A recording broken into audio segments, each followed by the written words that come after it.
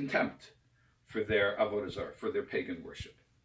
And the Torah says that something similar concerning the obligation to eat matzah. It turns out that Egypt, as a culture, valued highly its bread. And you can look this up, you can Google it. I've spent a lot of time today and in days past looking it up. Egypt is fundamental, is pivotal in the development of bread baking. It was the Egyptians, supposedly, I don't know if anybody knows this stuff precisely, but supposedly it was the Egyptians that perfected the predecessor to the modern baking of bread. They created a method by which I understand you could use yeast rather than sourdough. Sourdough is taking a piece of dough from an existing batch and then putting it into a new one and allowing the fermentation, as it were, to take place in the new one, whereas yeast, you can start from zero. And it turns out that that wasn't the only thing. They had all kinds of different types of bread. The growing of the grain product, which is in some sources referred to as cereal, was something special to them. And we see this, perhaps we see this, in a number of sources in the Chumash. One of them is that we know that Yosef was considered to be, he was a very successful manager. And even after he was sold into slavery in Egypt, he was appointed over Potiphar's house. And the Torah says, Vayazov Potiphar, Vayazov Kol Asher Lo Biad Yosef. He delegated everythim to Yosef. He left it all to Yosef to take care of. Veloya at Yoda ito mu'uma, and he knew of nothing that Yosef was doing. Ki im halechem asher hu ochel, except for the bread that he ate. Now Rashi explains the bread that he ate as being a nice way, a euphemism for saying, except for Potiphar's wife, that he did not allow Yosef to have access to her. But if you read it literally, it means stay away from my bread. It's kind of like people who are musuga for scotch. Single malt scotch, fine scotch, smoky scotch, light scotch. It has an aroma, it has a taste to the palate. You can buy very, very expensive scotch that costs more than almost any other beverage, I guess.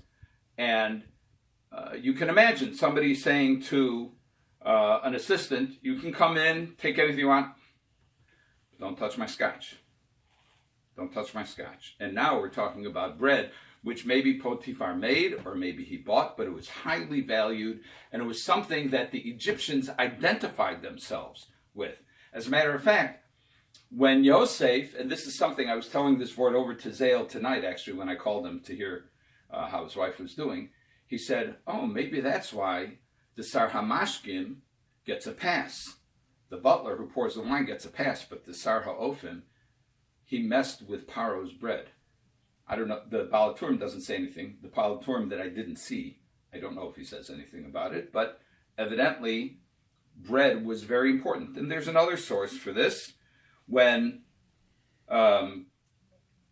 Yosef, turns out that he gets overwhelmed with compassion, and he wants to cry, and he goes into his room. This is when he's meeting his brothers, and he cries there, and he washes his face, and he comes out, and he holds himself back, Vayisapak, Vayomer Simu Lochem, and he says, put down bread. Vayasimu lo levado v'lahem levadam. And he gave some to them by themselves and some to him. Why? V'lamitzrim ha'ochlem ito levadam, and to the Egyptians who were eating also by themselves. Ki lo yuchlu ha'mitzrim lechol eservim lechem ki toiva hu hi lemitzrayim. They can't eat bread together with foreigners. They say that Ivrim there may not mean Jews, may not mean Hebrews, it may mean just foreigners. So what we see is that bread is so important to the Egyptians.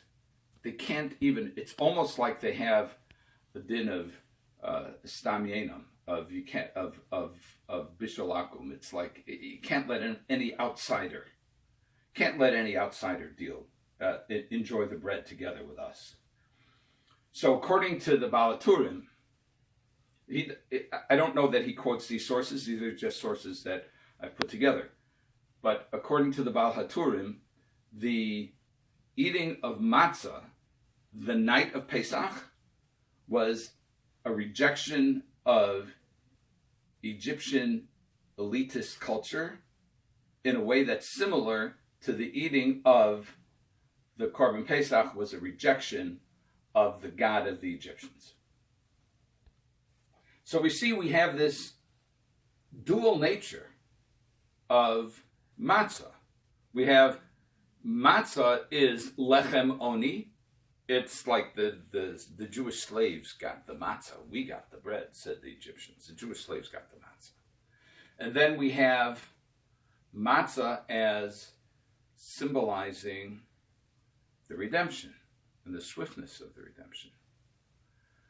Why did Bnei Yisrael eat the matzah on the night of Pesach before they left? Why did God command them to eat matzah for generations before they left? Think of the mindset.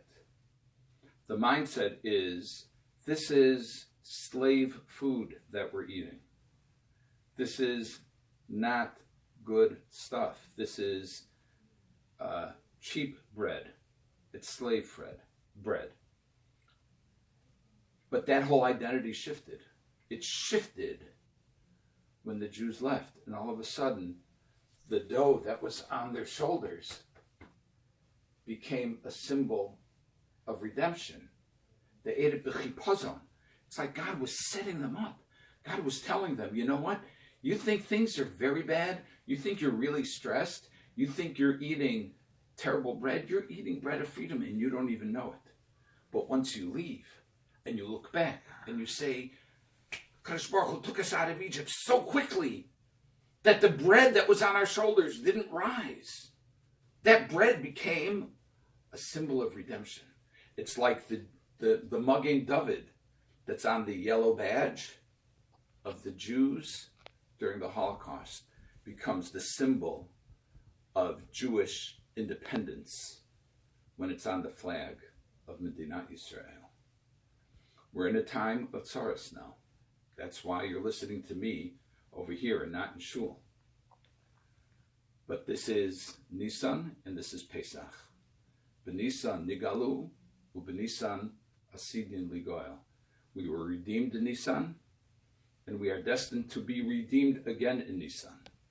Pesach is a celebration of something which can be experienced at the moment as being very bad and uncomfortable and oppressive. In the blink of an eye, can become a geula and a Yeshua, a redemption and an ultimate salvation.